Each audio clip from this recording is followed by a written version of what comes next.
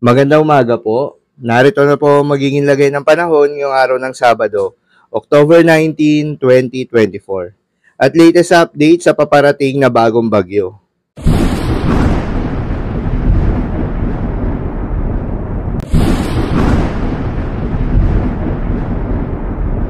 Sa kasalukuyan na tayo sa pag-asa, patuloy na nakakaapekto itong Intertropical Convergence Zone o ITCZ sa buong bahagi ng Mindanao. Kaya naman asahan yung maulap na kalangitan na may kalat-kalat na mga pagulan at thunderstorms. Easterlies naman o yung mainit na hangin galing sa karagatang Pasipiko ang patuloy ring nakakaapekto sa may eastern section ng Luzon. Dahil dito asahan naman yung bahagyang maulap hanggang sa maulap na kalangitan na may kalat-kalat na mga pagulan at thunderstorms. Habang sa nalalabing bahagi ng ating bansa ay patuloy pa rin nakakaapekto itong mga localized thunderstorms. Kaya naman asahan yung maliwalas na panahon sa umaga hanggang sa tanghali na may mataas na tsansa ng mga pagulan pagsapit ng hapon o gabi. Samantala yung binabantayan na low pressure area ng Pag-asa na nasa labas ng Philippine Area of Responsibility ay tumaas na yung tsansa o nasa medium chance na maging isang bagyo ito within the next 24 hours. Huli nga itong namatahan sa layong 1,515 kilometers east of Central Luzon. Nananatiling malayo pa ito sa ating landmass at wala pa itong direktang epekto sa anumang bahagi ng ating bansa. Over the weekend or by Sunday or Monday ay papasok ito ng Philippine Area of Responsibility, kaya naman by that time ay hindi na inaalis ang posibilidad na maging isang bagyo ito.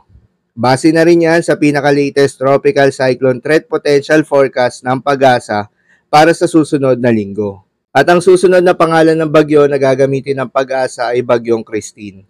Para naman sa ating long-range forecast at ipinapakita ng forecast model na ating ginagamit, consistent pa rin ang ipinapakita nito na may sama ng panahon na posibleng mabuo sa may silangang parte ng ating bansa na posibleng maging bagyo sa susunod na linggo. Mataas pa rin yung tsansa na ito ay magkaroon ng landfall scenario sa ating bansa bilang isang malakas na bagyo. Sa ngayon, hindi pa naman tiyak ang magiging track at lakas nito at marami pang posibleng mga pagbabago. Kaya naman patuloy lamang magantabay sa mga update nating ilalabas at ng Pag-asa. Para naman sa magiging lagay ng panahon ngayong araw ng Sabado, dahil nga sa epekto nitong Intertropical Convergence Zone, asahan ngayong araw sa Zamboanga Peninsula, Sorsogon, Barm, Davao Occidental at Davao del Sur ang maulap na kalangitan na may kalat-kalat na mga pagulan at thunderstorms.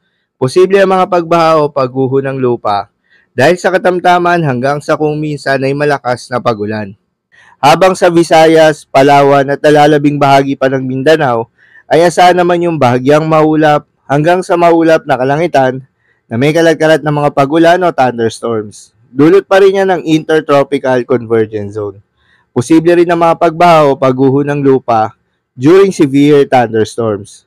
Habang sa Cagayan Valley, Aurora, Quezon at Bicol Region ay asahan naman yung bahagyang maulap hanggang sa maulap na kalangitan na may kalat-kalat na mga pag-ulan o thunderstorms. Dulot naman yan ng easterlies. Posible rin na mga pagbaha o pagguho ng lupa during severe thunderstorms. Habang sa Metro Manila at nalalabing bahagi pa ng Luzon, ay asahan rin yung bahagyang maulap hanggang sa maulap na kalangitan na may kalat-kalat na mga pag-ulan o thunderstorms. Dulot naman yan ng mga localized thunderstorms. Posible rin na mga pagbaha o pagguho ng lupa during severe thunderstorms. Madalas nabobo mga thunderstorms na ito tuwing hapon o gabi na nagtatagal ng 1 hanggang 2 oras. Kaya naman ingat sa mga posibleng banta ng pagbaha o pagguho ng lupa.